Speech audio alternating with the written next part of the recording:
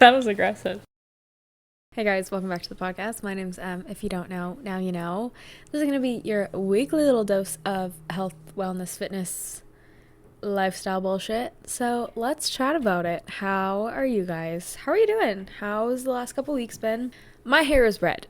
We'll get it out of the way right off the hop. My hair is very red. If you don't normally watch the podcast, or if you don't follow me on Instagram, my hair has been black or a very, very dark brown for the past 18 months. And before that, I had kind of a reddy brown. And before that was my natural color, which my natural color is much lighter than what I've had for the past 3 years. But we're slowly working our way down to hopefully getting back to my natural color in the next couple months. We'll see. What are the odds that in 6 months I get tired of my natural hair again and I box dye it black again and we have to go through this whole process? But anyways, my poor hair in the past week has gone through 2 rounds of color oops, 2 rounds of color, and a full bleach session. And currently we have red hair, which we're working with. It's not terrible. It's not my favorite.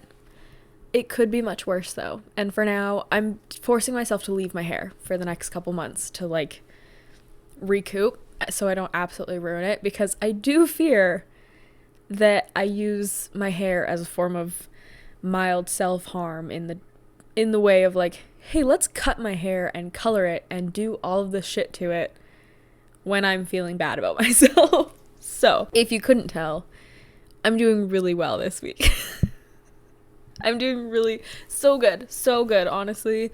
Never been better. But anyways, other than that, what else is new in my life? Oh, guess what?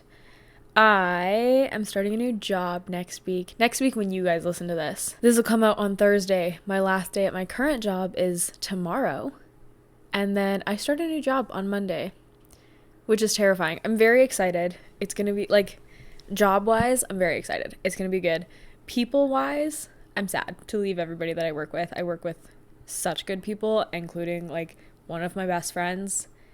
So it's going to be sad to walk away from that. But like my parents always say, if you're scared of something, it probably means that it's a good thing to do. That's at least what they tell me when I freak out about something. Mom's always like, well, if you weren't stressed about it, then it probably wouldn't be a good change. I'm like, okay, we'll take it. But anyways, I start a new job. What else is happening?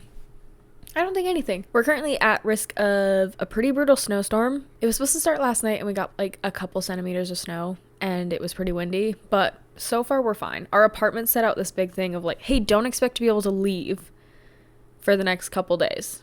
But so far we're fine. So maybe it'll hold off because I don't want it. I don't want any more snow. I'm over it. I'm so tired of it, but that's okay. Anyways, how are you guys? How was your week? If you don't watch every episode, last week we talked about some self-care for introverts and how to prioritize yourself if you enjoy being alone. So, if that resonates with you, I recommend going and listening because it was a good episode. I really liked it. But anyways, I will say, at least for me, I find that February and March are a not great time for my mental health because we're past Christmas, we're past New Year's, we're past the excitement of the new year. And now I just have to sit and dwell on the fact that there's so many more months of cold and miserable and dark before we get to spring. But I'm trying to be optimistic. I'm trying to remain positive about what the next couple months are going to be. So, anyways, happy February, guys. We are going to talk about some functional fitness. What is functional fitness? Why it's important to train for your lifestyle and not just for strength, and also learning how to strengthen yourself for everyday life. I think in the past probably year-ish, obviously this has always been a thing, but I feel in the past year, a lot of people have been pushing to be hybrid quote-unquote athletes or functional training, athletic training, training for a purpose. I think the concept of that is great, and I think the importance of it is there, but I also think a lot of people are unaware of what that actually means and why it's important. Later this month, I think in probably 2 weeks, we're going to talk about mindful exercise and mindful movements and why it's important to put intention behind your workouts. That kind of feeds into this. I think some people are training functionally or athletically without understanding why they're doing it or how to better train in that way. So that's what we're going to chat about. Functional fitness focuses on building strength and mobility that enhances your ability to perform everyday activities with ease, which is why a lot of times when you look up functional fitness or you see athletes or creators that focus on functional fitness, a lot of them talk about training for their longevity, training for when they age, and that's really important. Staying physically active as we age helps us maintain our independence as we get older. It helps improve just like our quality of life, reduce the fall risk, and just, all around, like, improve the quality of your body and the way that it functions as you get older. And there is also functional fitness kind of embodies a lot of things. It's not just about your strength in the gym. It talks about your flexibility, your mobility, your strength, and all of those things that help contribute to an all-around well-being, which is really important as we get older. So functional fitness refers to exercises that mimic or improve the movements that you use daily. These can be things such as lifting, bending, like twisting, squatting. What are some other, even just like walking or carrying objects. Like if you see people doing farmer walks, yes, they're good for building shoulder strength and stuff, but they're also really good functional movements because of all of the muscles that they train all together. Unlike traditional bodybuilding, which often isolates specific muscle groups, you train just chest, you train triceps, you train hamstrings, whatever. Functional fitness focuses on compound movements that train multiple muscle groups and joints at the same time. And I think that's a big focus of functional fitness, is also training your joints and not just your muscles. As we age, we naturally lose muscle mass. Our muscle mass decreases. This is also like your sarcopenia decreases. This is inevitable for almost everybody. You also lose bone density and joint flexibility. Bone density is another huge one, especially in women. Some of the leading causes of women's health issues physically as they age is a reduced bone density. Functional fitness can help slow down or reverse some of these changes. I'm not saying that you doing farmer carries is going to going to 100% reduce your likelihood of developing bone issues, but training in specific ways to help with your longevity is going to help you at least slow down or significantly reduce the rate at which all of these parts of your body decrease. One of the biggest goals for most people in life, or one of the biggest goals that I think people should have, is to help ourselves remain independent as we age and capable of performing tasks like carrying groceries, climbing the stairs, bending to pick something up, or maintaining balance in everyday situations. I think a lot of people still have the mentality of like, oh, well, I don't have any joint or body issues in my 20s and 30s, so what's the likelihood that I'm going to develop one when I'm older? Guess what? You not taking care of your health properly, you not taking care of your physical fitness as you age is going to be the biggest reason that you develop any type of joint and muscle issue as you get older. There is practitioners such as physiotherapists, occupational therapists, anybody that's in that industry. There's personal trainers at my gym that specialize in essentially older people, the aging people that are losing their mobility, they're losing their flexibility, and they're losing their strength. They are curating programs that obviously fit with that person's lifestyle. They're not sitting there expecting an 85-year-old to go do back squats and say, well, this is going to help your... No, that's not what they're doing.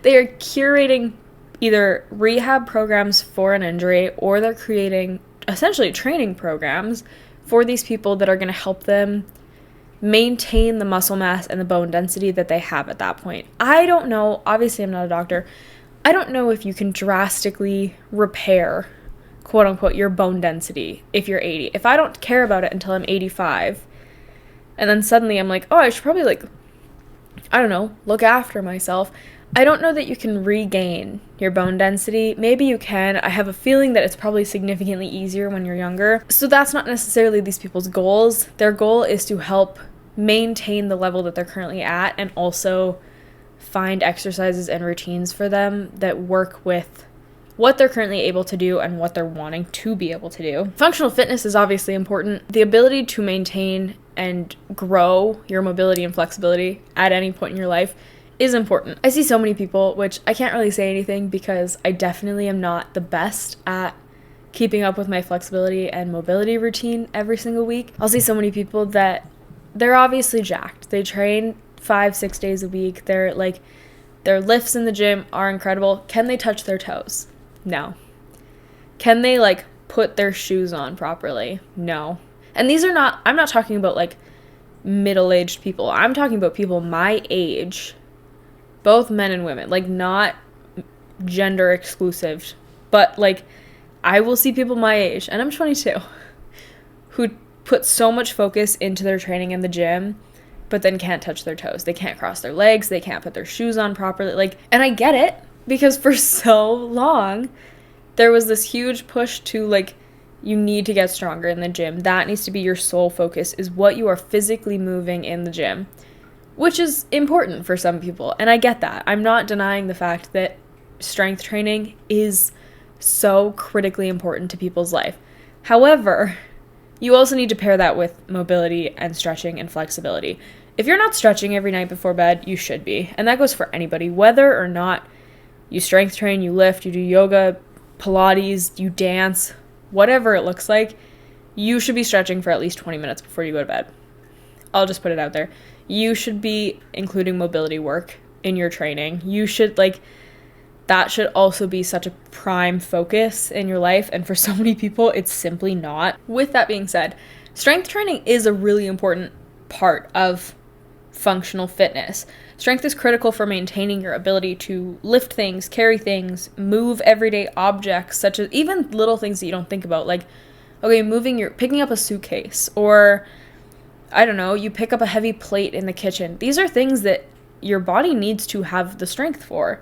Strength also supports your bone health. It helps prevent osteoporosis, which I think we've talked about osteoporosis a little bit. Strength also helps stabilize joints to reduce the risk of falls. Falls are one of the biggest causes of injury for people over probably like 55. There's a reason that in all of the like life alert button commercials that come on TV, there's a reason that everybody in them is old, because old people are statistically at a much higher risk of falling and injuring themselves than younger people. And that comes down to so many things. That comes down to them not having the strength to just move properly, not having the mobility. Balance is a huge one that people lose. Strength training when you're younger and continuing as you're older. I'm not saying that you get to a certain age and you can stop strength training.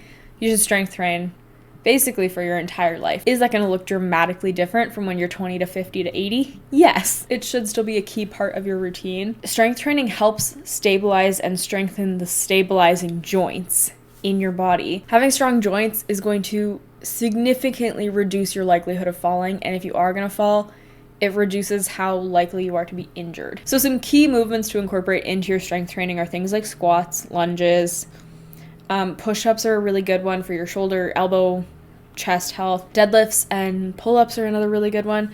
I will say for squats, I'll preface, I'm not saying you have to do back squats. Squats have so many different variations.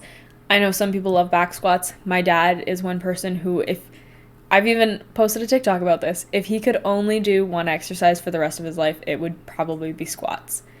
I'm the opposite. I don't care for squats. I like hack squats and pendulum squats. I don't know the last time that I barbell squatted. I'll just put it out there. But anyways, incorporating movements that engage multiple muscle groups are some of the best components to having a functional fitness routine, because, and this goes for everything, like typically speaking, these are the movements that are your primary lifts, and then you do some accessory movements.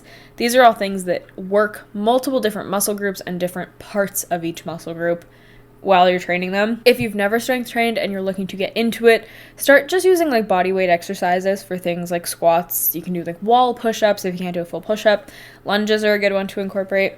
And then progress to resistance training using dumbbells, kettlebells, resistant bands, barbells. The second key part of functional fitness is balance and stability training. Falls are one of the most significant risks associated with aging. Balance training improves your coordination and proprioception. Proprioception is your awareness of your body's position in space, which can significantly help reduce the risk of falls. Again, some key movements for that are things like even just standing on one leg. Like, how many people do you know that can stand on one leg and not topple over? Heel to toe walks, stability ball exercises, and dynamic movements like stepping over obstacles. These are a lot of things that you will see in physio and occupational therapy programs for older people, is little things like this, the stability ball, like on a yoga ball, those exercises, things such as stepping over repeated objects, walking sideways, walking backwards, stuff that again helps essentially train your proprioception in your brain, which is again a lot easier to do when you're younger. Make sure that you're incorporating things that stimulate and challenge your proprioception in your brain while you're younger, because it'll make it significantly easier as you get older to not lose that ability. Start with some really easy balance exercises. That can be things, again, like standing on one foot for 10 to 30 seconds, and then progressing to more dynamic activities like walking heel to toe in a straight line. Think of like a field sobriety test, like heel to toe. Do that, because it's genuinely not that easy for a lot of people. If you don't have good balance and if you don't have good mobility, can be important. Mobility and flexibility training is obviously another important one. Joint stiffness and muscle tightness can limit your range of motion and make everyday activities so much harder. And that can be things just as like reaching, bending, twisting, like rotating your upper body as opposed to your lower body. Some really good movements for this are, like, again, basic everyday stretches, yoga, tai chi, mobility drills. That's things like hip circles, shoulder rolls, deep lunges. If you want like a full mobility routine, go on YouTube and search like a 20-minute mobility routine, and I guarantee there's going to be so many people that have excellent flexibility and mobility routines that are really easy to follow along. Incorporate regular stretching and mobility into your weekly routine, again, aiming for like 10 to 15 minutes. Some people say you only need to do that like 3 or 4 times a week. I argue against that. I think you should be stretching every single day, because it's not a high impact activity. It's not like not very hard on your body. Obviously things like yoga and Pilates and stuff, like flexibility and mobility based exercise, is different. I'm not saying do that every single day. I'm saying basic stretches that you're doing before bed that also just help with your sleep. If you ever stretch before you go to bed, guarantee you're going to sleep better. Maybe that's just me. But the fourth, like, really important component of functional fitness, obviously there's a lot of littler ones, but these are kind of your 4 main ones. Cardiovascular health is essential for overall vitality and endurance, which can help you with things such as like daily activities. Again, walking, climbing stairs, even playing with your grandkids if you get older and you have grandkids, or you have nieces and nephews when you're older, you know, things like that. Guess what? It's hard on your cardiovascular health to do stuff like that if you haven't trained it ever. Some key movements for that are just like general walking. You can go for a brisk walk, cycling, swimming, low impact cardio classes such as like water aerobics, or even just like walking on an incline treadmill is really good. Start small. Begin with like walking or cycling for 15 to 20 minutes a day, gradually increasing the intensity or duration. That's another thing. Walking or like some form of cardiovascular health training and flexibility and mobility are 2 things that you should be incorporating every single day, regardless of if you strength train or not. I think those are 2 things that are so important for just like overall health in people, that are really easy to incorporate to your day-to-day life. There's obviously a lot of physical and mental benefits that come from functional fitness as we age. Again, improved strength, help in lifting, carrying, daily movements, and ensuring your independence, which is a huge one. Better posture and alignment. Strengthening your core and back muscles helps reduce the risk of slouching and back pain. Again, if you have back pain in your 20s because you have really bad posture, guess what? You're going to have really, really bad back pain because of your really bad posture when you're 80. Functional exercises promote joint mobility, and which reduces stiffness and discomfort. And one of the biggest physical benefits is just a reduced risk of injury. Functional strength helps prevent falls and other injuries caused by weak muscles or poor balance. On top of all the physical benefits, there's also a lot of mental and emotional benefits that come with functional fitness. Increased confidence as we age by being able to perform daily tasks with ease leads to greater self-confidence as we age, because you're not as dependent on an aid or on family and stuff like that. Exercise obviously releases endorphins, which can help improve mood and reduce stress. And a big one, always, better sleep. Regular physical activity helps regulate sleep patterns, which becomes increasingly important as we age. There is obviously like hundreds of functional exercises that you can incorporate. I'm not a physio, I'm not an occupational therapist, I'm not a trainer. Go talk to somebody professional that can give you a good plan on what movements are best for you. They'll take into account your current health and any injuries that you've had and all that. Go get a plan made up, or talk to somebody that you know that better understands your situation and your life. There is obviously barriers that come with exercise just in general as we age. A big one can be time constraints. I want to remind you, I'm not saying you need to do 2 hours of strength, mobility, flexibility, walking, any of that per day. Start with like 10 minutes a day. Honestly, 10 minutes of stretching, 10 minutes of walking. A small but consistent effort really adds up as opposed to an irregular 20-minute, 50-minute session. It's also really important to focus on proper technique and gradually progress to avoid injuries. Fear of injury is such a big prevalent reason that people don't start working out when they're a little bit later in life. And by later in life, I can mean like 40. There's people who don't want to start working out when they're in their 40s because they believe they're too far gone and they're going to hurt themselves, they're going to injure themselves. Focus on your technique, focus on proper form, focus on warm-ups and cool-downs. Again, talk to somebody, train with somebody, work with a professional. People tend to have a lack of motivation when it comes to starting their fitness journey a little bit later in life. And I think that boils down to the fact people have like the spilt milk mentality about the gym, about training, about flexibility, about their health. Hey, if you dropped a singular drop of milk on your sweatshirt, you're not going to just give up and dump the entire glass on you. But people think that way when it comes to the gym. Oh, I didn't start training till I was like 40. Well, I guess I waited too long and now I'm just never going to train. Ever. In my entire life. I could live another 50 years, 60 years, and never step foot in the gym because I wasted the first 40 years. Why? In what world is that beneficial to you? Guess what? You could start when you're like 65 and still make tremendous efforts towards your health and fitness. And you're going to be grateful that you did it. So don't dump the entire glass of milk on your shirt just because you didn't start working out till you were 30. Like anything, always consult with your doctor. Talk to a trainer, talk to healthcare professionals before beginning a fitness routine. If there are pre-existing conditions, especially things such as like arthritis, heart disease, joint problems, etc., talk to your doctor. See what's going to be best for you regardless of what age you are. I think one thing that people don't do frequently enough is go to the doctor. Go to the doctor. And obviously I understand. I'm in Canada. We have free healthcare. I'm not in the States where you're paying thousands for a doctor's visit. If you have accessible healthcare to you, go to the doctor. Get a blood panel at least once a year. Just get an all-around like wellness check on yourself and see where you're at. It's always going to be better to be overly cautious when it comes to your health rather than, oh, well, I'm just never going to go to the doctor until something's wrong. And then suddenly you are way too far gone and something's been wrong for 10 years, but you didn't know because you never went to the doctor. Functional fitness, like most training in life, is not just about looking good. Obviously, that's a good benefit of it. It's more so about staying strong, mobile, and independent in everyday life. You want to train so that you feel good. Regardless of if you look good, if you don't feel good physically, doesn't matter what you're doing. As we age, functional fitness becomes so much more essential for maintaining our ability to perform daily tasks, prevent injury, and also just preserve our quality of life. So if you don't strength train, if you don't work out, if you don't incorporate physical fitness, mobility, anything into your routine, I really suggest that you do start with like some simple bodyweight exercises today and build up gradually.